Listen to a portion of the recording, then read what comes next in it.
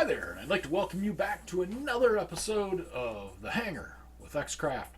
And in our first segment of the Hasegawa P47D-25 148 scale build, we are going to get the cockpit constructed and get it installed in the fuselage. We'll probably also start the engine build. So, without further ado, here we go. So I've gone ahead and done some prep work for step one here. And step one is assembling the cockpit, getting it installed in the fuselage, and then we move on to wing assembly.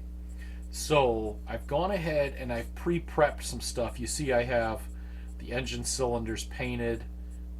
This is a little bit ahead of this. That's a couple steps down the road, but it doesn't really matter. We can actually install this engine at any point. So we may just go ahead and do that. And I've gone ahead and pre-painted all of my cockpit. Like here are the side panels. So this little white box, that's the map box. We got the map light cord, the little control panels, throttle quadrant with a little red handle. This is a very, very basic cockpit. Remember, this kit is 30 years old. And as I said before, it would benefit from a PE cockpit. But we're not going to do that. The only addition I'm making to this is I had some leftover seat belts, PE seat belts, and these are from the Edard limited edition Overlord P51B dual combo kit. So I've got a couple leftovers here, and I had to fudge it a little bit. There's two different types of belts on the PE sprues in the Edard kit, but there was only one lap belt. So I fudged it, and I used a couple leftover shoulder belts for the lap belt. I mean, it is what it is. It's fine. This isn't intended to be going to, a concourse show or anything crazy like that, but it definitely gets the point across. So this is where saving all leftovers, and I mean all your leftovers from any kit, comes in handy. Sometimes you got to make a pitot tube or something, and you need a really, really small, thin piece of plastic. Well, a lot of times you can scavenge that from some leftover stuff from other kits. In this case, the extra PE seat belts came in handy for us because now we have a little bit more convincing looking cockpit. I painted the dash just basic black and then dry brushed it silver so the gauges pop out a little bit. There's a little red handle on the dash there. Nothing terribly extraordinary. If you get up close to it, you can actually see with the dry brushing, you can see the needles and whatnot in the gauges. It's not going to be really visible once assembled in the model, but there it is. It's as good as it's going to get. And I've gone ahead and I weathered the floor a little bit. We just used panel line accent and a little bit of silver paint where the feet are going to rub from the rudder pedals, and dirtied up the floor a little bit. Nothing really extraordinary there either. We got our headrest painted. I've worn the edges just a little bit. Probably can't see that. So let's go ahead and get our assembly going here. And this is the back of our cockpit here. And let's see.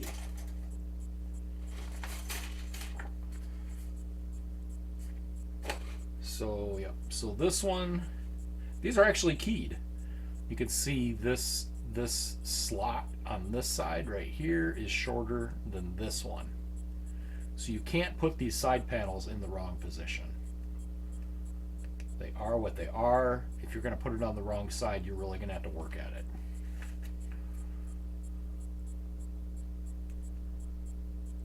That one's not going to stay while we glue, so go ahead and get a little bonder on there.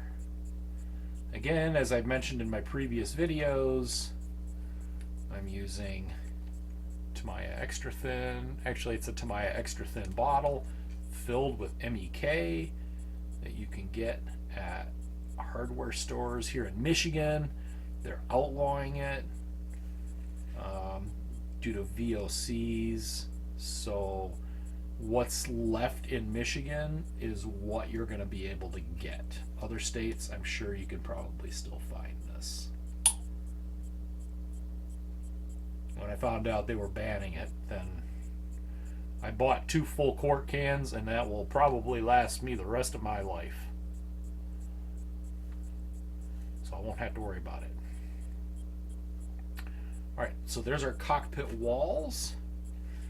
We've got our, this is our seat frame. Okay, and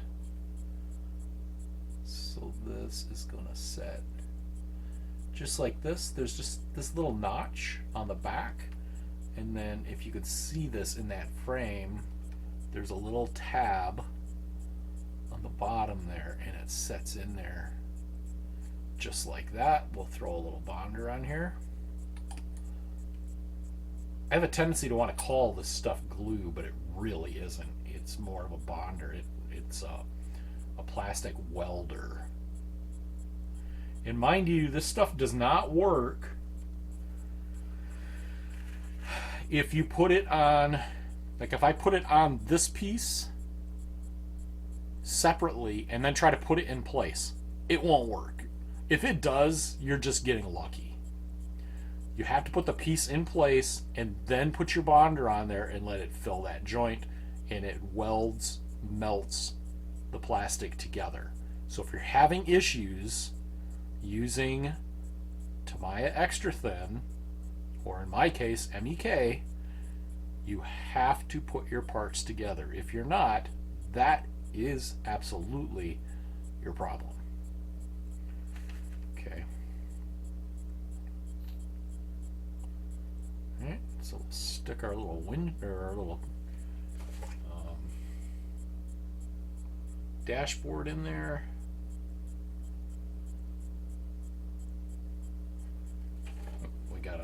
We don't want to put that in yet. We got to put the pedals on. The pedals go mount to the back. And let's see. Is there a tab? No, there's two raised lines back here that the pedals fit in between. Looks like.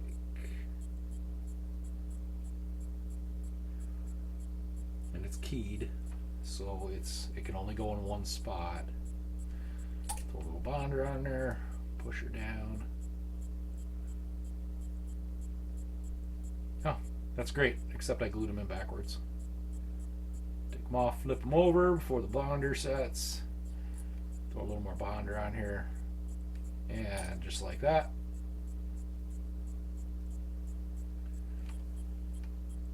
Okay, I just used some panel line accent on the pedals to dirty them up a little bit. I should probably dry brush those just a touch. I think I've got some. I don't. Let me grab a little silver paint here.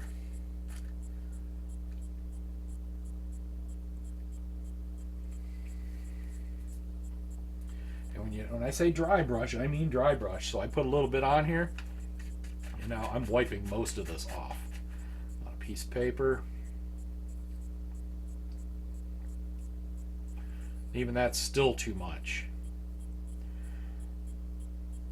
Let's test it on the back side here. There we go.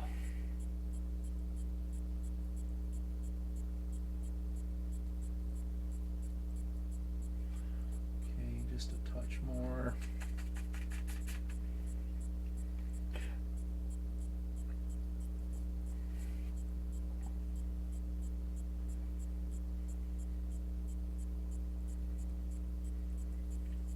Something like that. Okay, now that I've done that, I'll tell you, we'll probably never see it. Once this is installed in the cockpit, they're going to be tucked down in there, and we'll probably never see them again. But I know they're done. Okay, now we can go ahead and install our dash.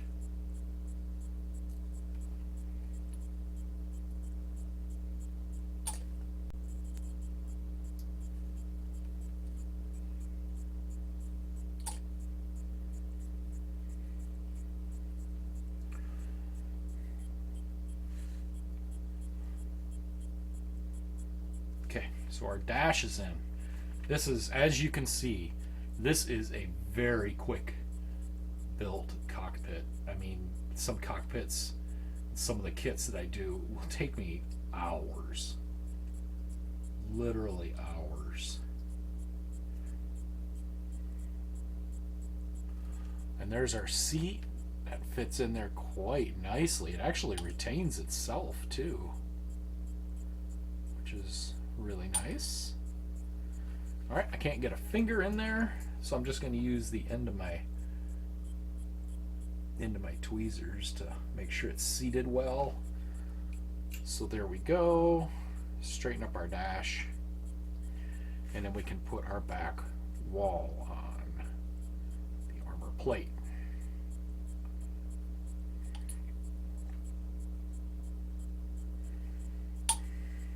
And that is it for our cockpit construction.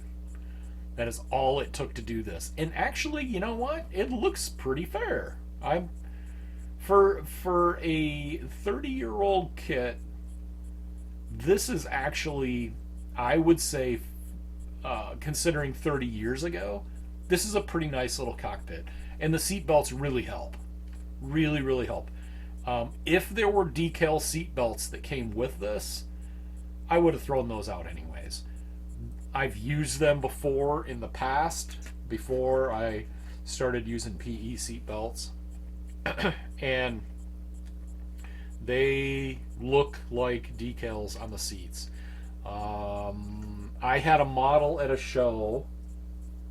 It was a P47 Magic Carpet, and that model I used PE seat belts in. The rest of it, in my opinion, the rest of that model was gorgeous. Really, really nice. And I had it at a show, and I was really convinced in my own mind that that model was gonna win an award or a trophy. And it did not. I had others there that did. However, that one did not. And I am convinced it is because of that cockpit. Those seat belts looked so bad. So on my way home from that show, I decided that has to change because that model is way too nice to not be recognized. So I ended up yanking the cockpit apart and putting in different belts, PE seat belts, and doing some weathering and whatnot on it. And it looks so much better now. As a matter of fact, I just have to have that sitting right here. So this is Magic Carpet. I know I'm straying from our build here, but I'm just trying to give you an idea of what we can do with just some basic changes. And the basic changes on this was that seat down in there. And I wish you could see it a little better. I did end up adding a little bit of weathering, but this one is absolutely ready for the next show. And if Angie turns out good enough, maybe Angie will accompany it along the way. So let's set this one back off to the side and get back to working on Angie. So in order to install that cockpit, we need to install these vents. They go in the fuselage. They angle backwards. There's two. One for each side of the fuselage.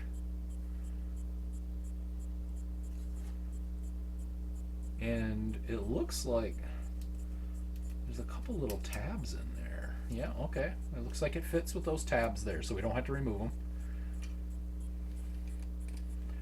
So these just set down in here. A little bonder on them. Easy peasy. I've built so many of these things, I feel like I don't even need the instructions for them anymore. You get to that point after a while on some of these simple kits that you just pitch the directions. And I have them setting off to the side here for some references. But so anyway, I've already trial fit these fuselage halves together. They fit really nice, and the panel lines match up really well, and they're really tight, and I think they're going to disappear. This is Hasegawa quality, no doubt. Because I say this cockpit isn't very good, that is not a diss against Hasegawa. Again, we're going back to, this is 30 years old. In comparison to what's coming out now, you cannot compare the two. You just can't. There is no comparison. For its day, this was, I would say, probably the top of the line. Okay. So this cockpit sets right in these grooves. There's a couple notches in the bottom here.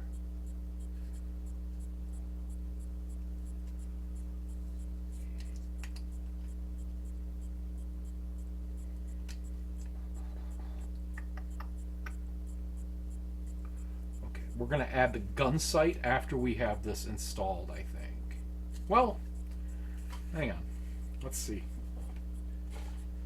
Is the gun sight dry? Because I painted it. The gun sight is a clear piece that gets painted black except for the glass panel on the top. Because that's what projects the crosshairs. This is like an early HUD. It projected a lighted crosshair to do your aiming, so you could hit them jerrys every time. Okay, so look at that. It even held in there nicely. Question is how far back. I don't know if I can tell in this manual how far back they're saying that should go. I think it needs to scoot back a little farther.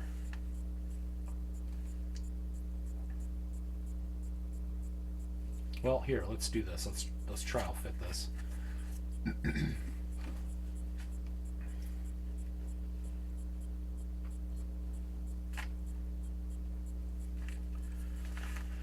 Whew! I just dropped it, and since the gun sight was not glued on, it fell off. But miracle of miracles, it landed on my stool.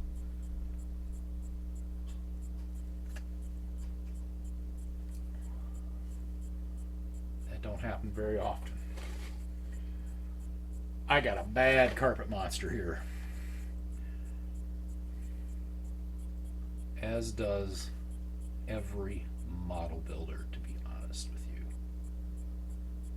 Carpet monster is the worst. Because carpet monster takes your parts and does not give them back. And if it does, it gives them back very reluctantly. Okay.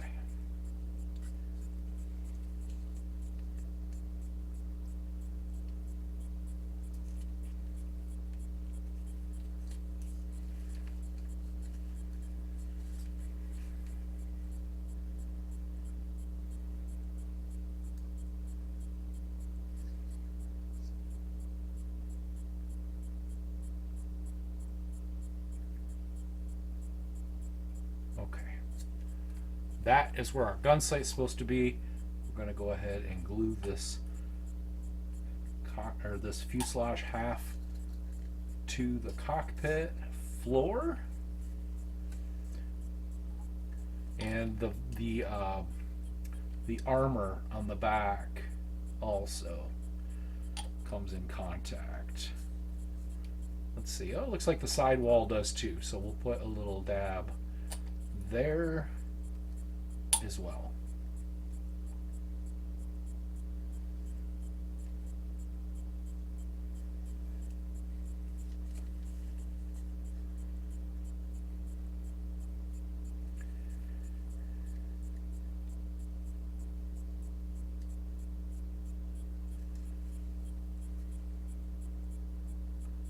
It looks like this armor plate could go on the inside of this fuselage.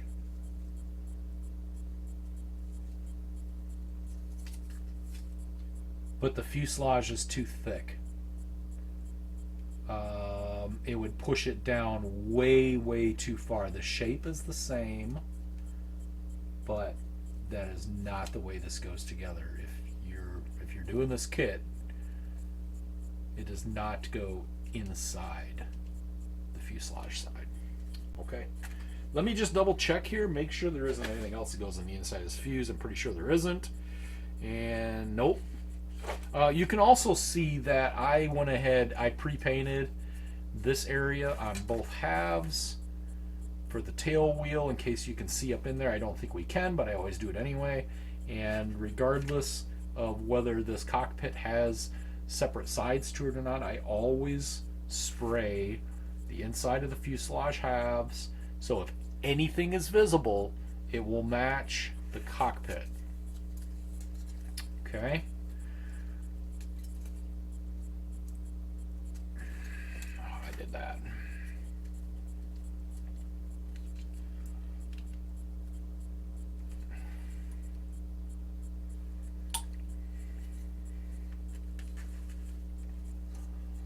Okay, so now assembling this, we're going to have to be careful. These two notches here and here have to line up with the cockpit floor, or you are never going to be able to put this together. Probably easier to do it upside down like this.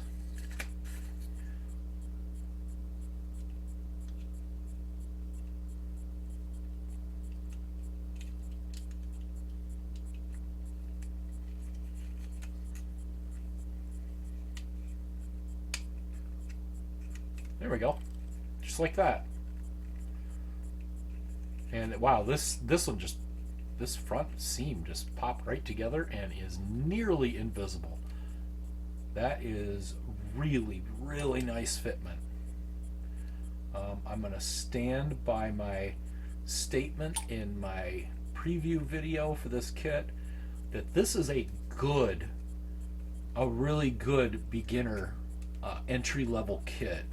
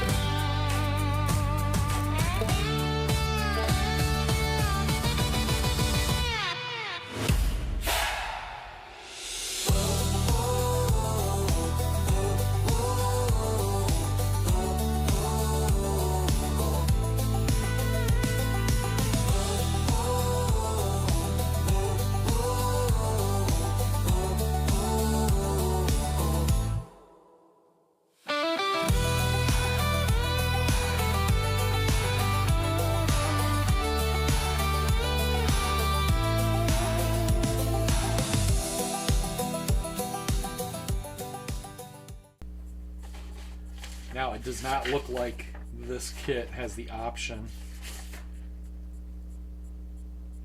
for open and closed flaps. It is simply closed.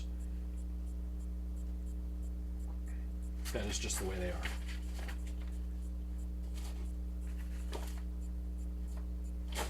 Yep. So,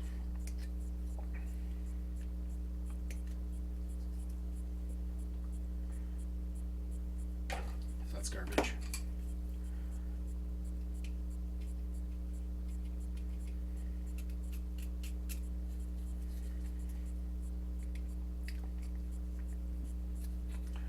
This installs on the front here.